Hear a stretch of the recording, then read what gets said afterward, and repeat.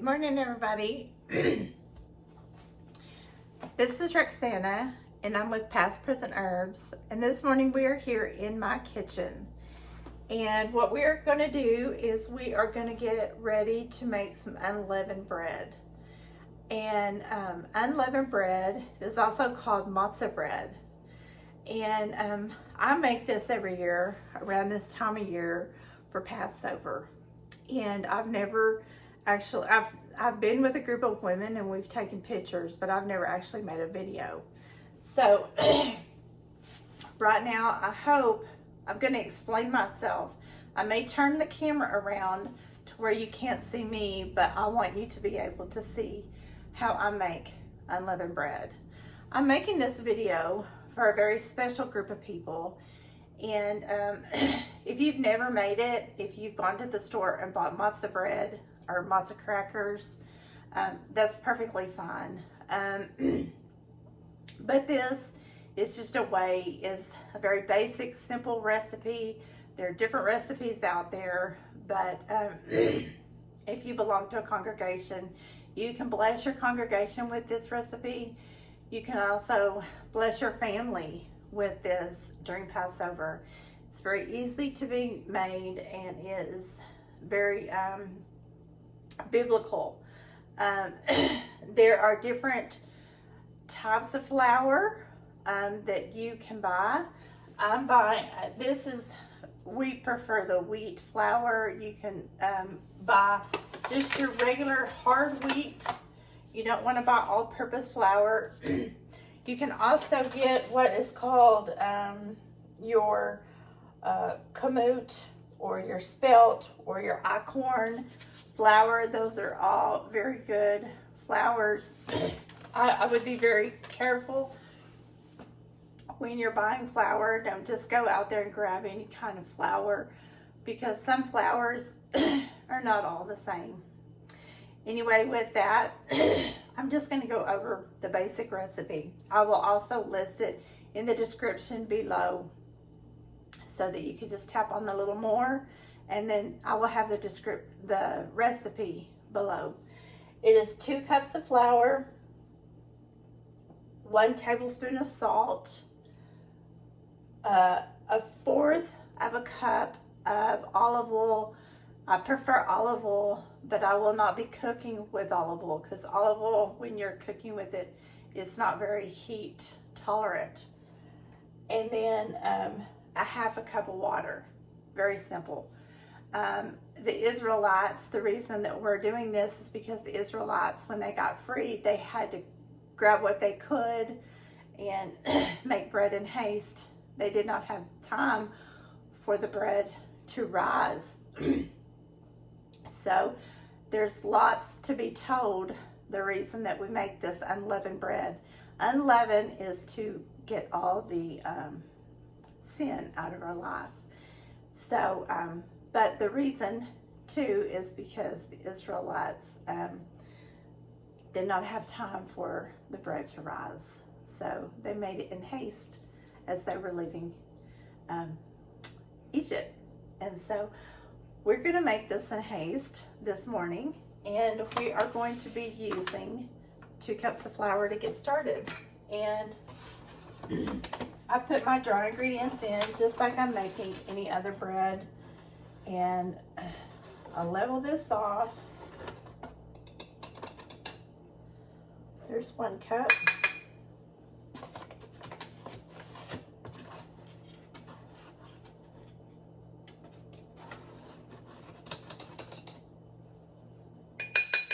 There's 2 cups. Okay. Then on the salt, I use the pink Himalayan salt. I mean, if you have a different kind of salt, by all means, use that salt.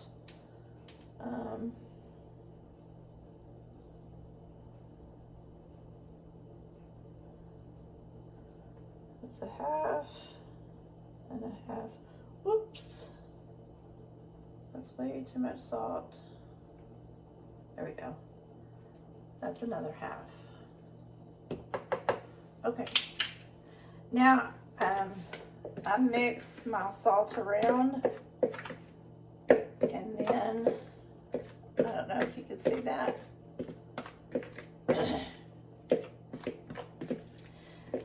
Then I put my oil in.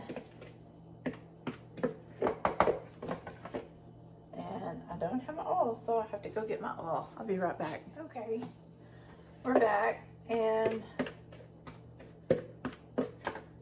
you want to drizzle a little bit of your oil in, but you don't want to pour it all in at one time. And you just want to do little, it's going to look a little crumbly. It's not going to be completely saturated. You're just stirring it.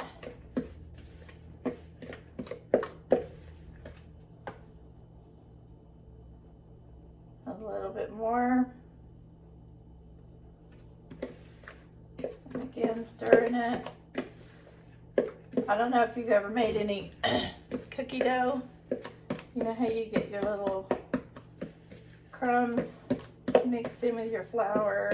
Kind of looks like the same thing. You want to chop it up with your spoon or your fork, whatever you're using, and then pour in the rest.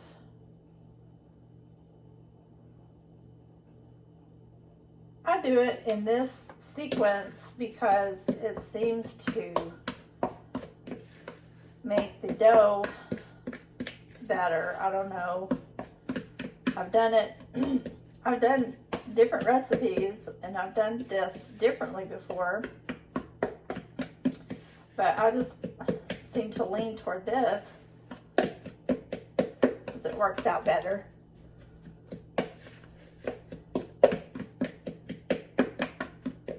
And it looks about like that. Looks like it's all crumbly. It's mixing together really good. Now all we have to do is, some people I've seen heat up their water. I've seen some people don't heat up their water and it works out just fine. So this is like an optional step. Some people, we have a half a cup of water to go. And the same thing, I split my water in two. But your water is going to be just fine if you don't heat it up. I know I've seen some people that say, oh, you have to heat your water up. Well, it's going to be just fine if you don't. You'll notice that the first part is going to get a little hard to stir up, but that's going to be fine. You just want to keep mixing it.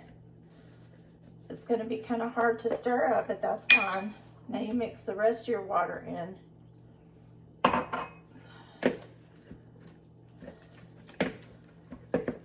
And sometimes I'll save a little bit of water, because if it's too much, it gets too sticky, I don't pour the rest of my water in there, because you have to have this as a make sure your counter is clean, really clean. And I'm gonna kind of put you down here, because what we're gonna do next is we're gonna get it out of the bowl, get you a little bit of flour, put it down here on your counter. And what you're gonna do is you're gonna try to work, you're gonna knead it. And I can already tell that this has got too much water in it. It wasn't like this yesterday. I don't know why. Sometimes it just does that. So you might want to get a little bit of extra flour out, put it on the top. Just save your flour over to the side. Put some flowers on your hands, and then you're just going to knead it back and forth, up, down, to the side. I don't know if you can see me. Can you see what I'm doing? You're just folding it, putting it back and forth. You're just getting flour on your hands, and you're just gonna knead it back and forth. It's called kneading your bread. Squeezing it, folding it. And I had made other breads before, homemade breads. So if you just kind of do this like your other breads, if you have any experience, you can squeeze it in a ball. And then if it's sticky, it's not going to fold out. But if you got a little bit of this, this feels perfect now. This feels just perfect. Okay, now what we're going to do, I always like to kind of get mine level.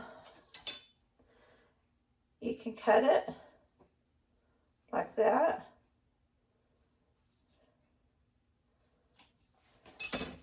And then I just put mine back in the bowl, these little pieces. Okay, and I'll leave one of them out. And I'm gonna walk over here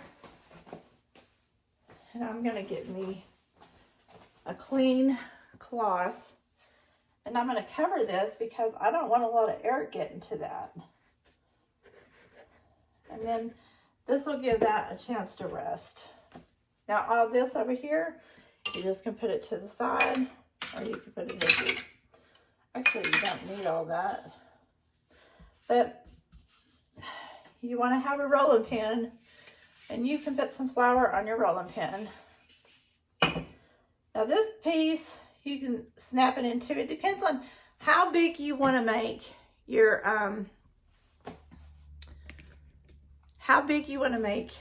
matzah. And I'm also going to say this. You can make different types of matzah bread. This is your basic recipe.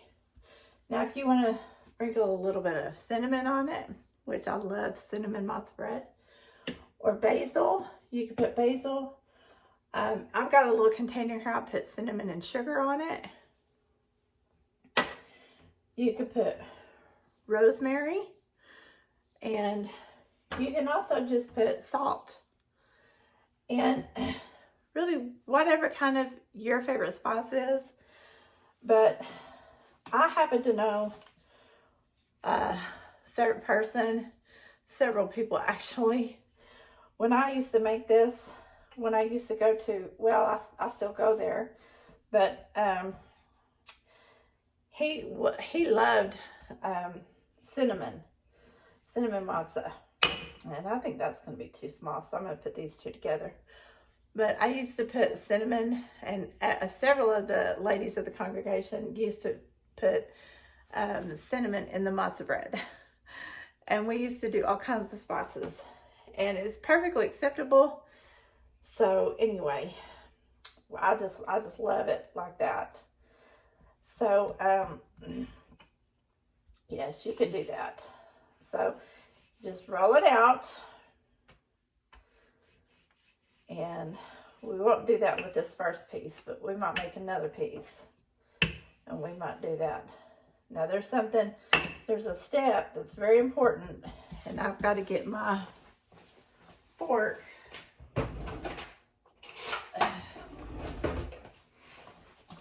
You want to get a fork, and you want to, because he was bruised for our transgressions. And when you make your matzah bread, you don't want to make it all pretty. And you want to get you a skillet, put it on high, and then, see, I put avocado oil, because avocado oil can stand the heat. And when this gets a little hot, I just keep the avocado oil in there instead of using the olive oil with this. And I puncture my dough with this, because he was beaten and he was bruised. His body, this is his body. And I know that he was not perfectly hung on the cross. He was beaten and he was bruised for our transgressions. So when we lay this, we know that he was pretty well beaten up, and we know that this is going to get dark and it's going to not look so good. So we're going to get another piece here, and when we get this other piece, We can put something else on it. But you can just take it and just form it. And we might put a little cinnamon on this one.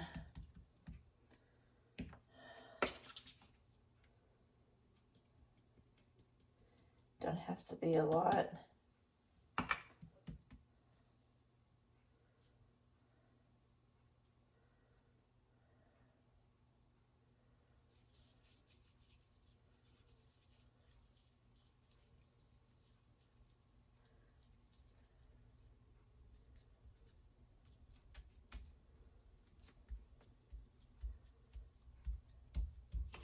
Doesn't take that long to get all this done.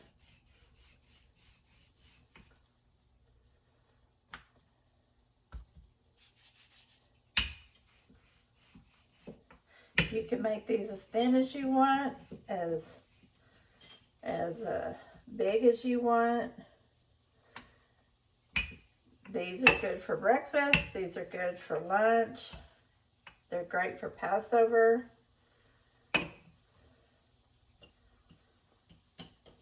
You know, we don't have just one day of eating this.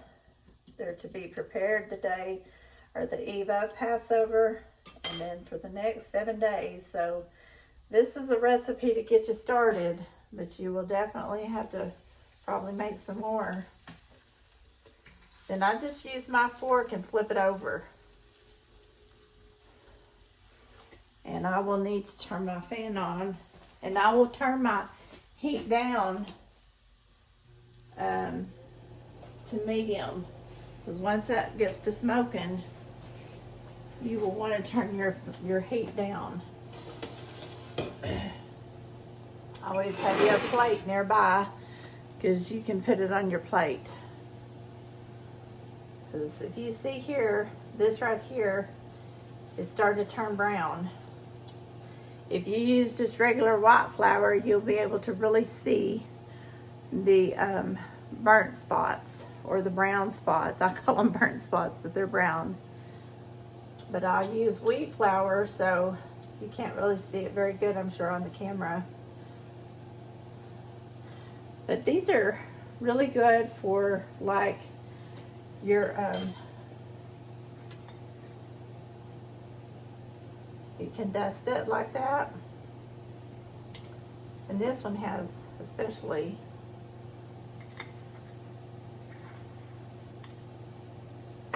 and that's your basic recipe. And you can continue to, I will have probably, for me, I'll be making one, there's 2, 3, 4, you can make 6. I made a whole bunch of these already. This is what I've made already. And if you can see the dark spots on these right here, some of them have rosemary, some of them have cinnamon and sugar. And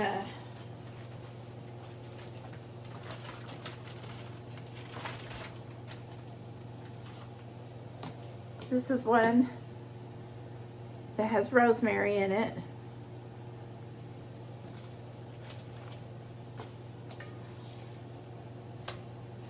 See, this one's a little darker. Get ready to turn that one. So,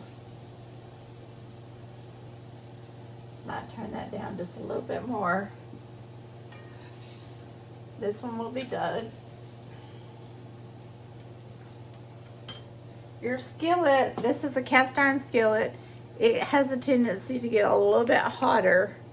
So you may need to kind of keep your fire down a little bit lower than what you normally would. And this is an electric oven, so you kind of got to learn how to play with your heat. But, and I really don't like electric. But we're dealing with it for now.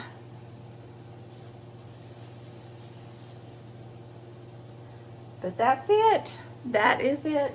And if you have any questions, please leave me a comment. If you have any scriptures for me, please leave them down in the comment.